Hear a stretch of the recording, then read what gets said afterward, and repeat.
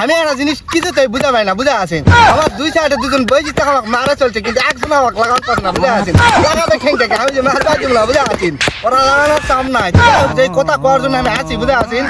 ঈদ আছে সামনে, মনে করো যে ঈদের মার্কেট করালে যত মানুষ আছে সবাই মনে করে যে পাগলা হয়ে গেছে।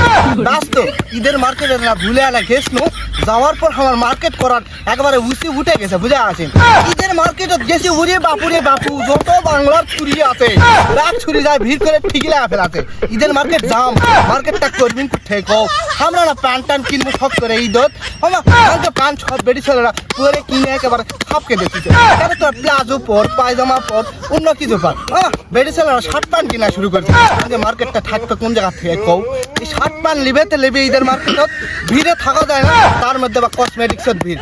কসমেটিক্স করে একেবারে চোখ মুখের মধ্যে এত প্রকারের ডেকোরেশন করবে, বুঝা পাচ্ছেন? তোর যখন ঘুরবা পারাবো, ওরে বাবা জল হচ্ছি না, জল পরিষ্কার পাবেন না, বুঝা আছেন? চোখ মুখের মধ্যে এত রকমের ডেকোরেশন করবে, মনে পিয়াবারি প্যান্ডেল খাওয়াচ্ছে।